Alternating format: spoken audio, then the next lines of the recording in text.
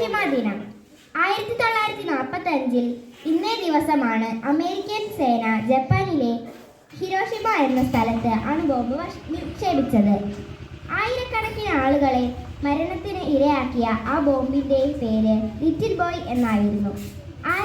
August 9 വീണ്ടും നാഗസാക്കിയിൽ മറ്റൊരു അണുബോംബ് കൂടി വർഷിക്കപ്പെട്ടു. ഒരുപാട് ആളുകളുടെ ജീവൻ അവിടെയും നഷ്ടമായി. ഇന്നും ഹിരോഷിമയിലും നാഗസാക്കിയിലും ജനിക്കുന്ന കുഞ്ഞുങ്ങൾ അംഗവൈകല്യമുള്ളവരാണ്. നഷ്ടങ്ങൾ മാത്രം വരുത്തുന്ന ഈ യുദ്ധങ്ങൾ നമുക്കിനി വേണ്ട. യുദ്ധങ്ങളില്ലാത്ത ശാന്ത സൗന്ദര്യമായ നല്ല നാളേക്കായി പ്രാർത്ഥിച്ചുകൊണ്ട് ഞാൻ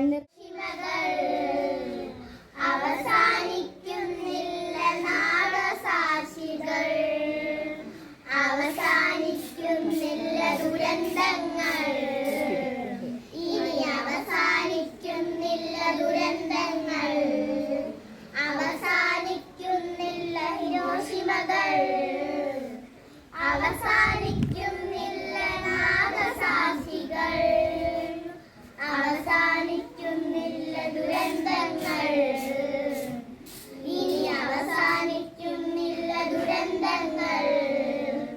യുദ്ധമെന്ന മരണം, യുദ്ധമെന്ന ക്ഷാമം,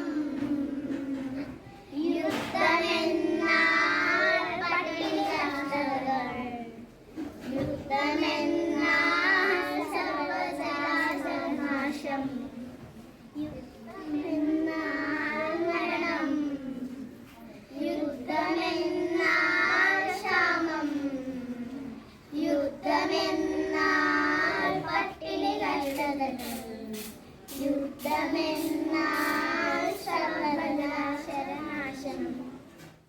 ഹിരോഷിമ ദിനം മനുഷ്യരാശിയുടെ ചരിത്രത്തിലെ കറുത്ത ദിനങ്ങളിൽ ഒന്ന്. രണ്ടാം ലോക മഹായുദ്ധത്തിൽ ജപ്പാനെ പരാജയപ്പെടുത്താനുള്ള അവസാന ശ്രമമാണ് അമേരിക്ക ഹിരോഷിമയിൽ അണുബോംബ് പ്രയോഗിച്ചത്.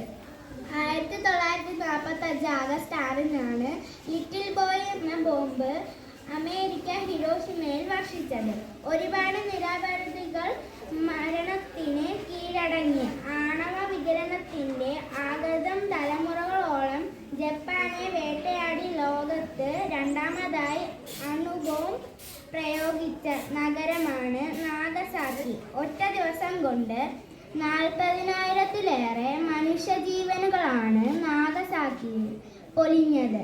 അതിലും കൂടുതൽ ആളുകൾ ദുരന്തത്തിന്റെ കെടുതികൾക്ക് ഇരയായി. ഇനി ഒരു ലോകമഹായുദ്ധം ഉണ്ടാവരുതെന്ന് പ്രാർത്ഥനയോടെ ഞാൻ എൻ്റെ വാക്കുകൾ നിർത്തുന്നു. നന്ദി, നമസ്കാരം.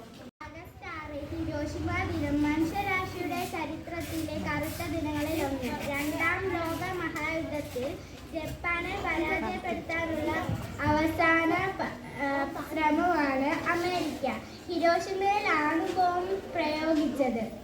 1945 ആഗസ്റ്റ് 6 ലിറ്റിൽ ബോയ് എന്ന ബോംബ് അമേരിക്ക ഹിരോഷിമയിൽ വർഷിച്ചത്. ഒരുപാട് നിരപരാധികൾ മരണത്തിന് കീഴടങ്ങി.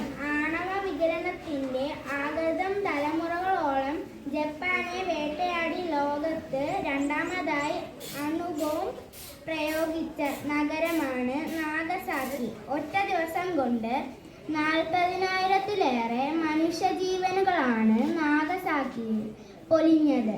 അതിലും കൂടുതൽ ആളുകൾ ദുരന്തത്തിന്റെ കെടുതികൾക്ക് ഇരയായി. ഇനി ഒരു ലോകമഹായുദ്ധം ഉണ്ടാവരുതെന്ന് പ്രാർത്ഥനയോടെ ഞാൻ എൻ്റെ വാക്കുകൾ നിർത്തുന്നു. നന്ദി, നമസ്കാരം.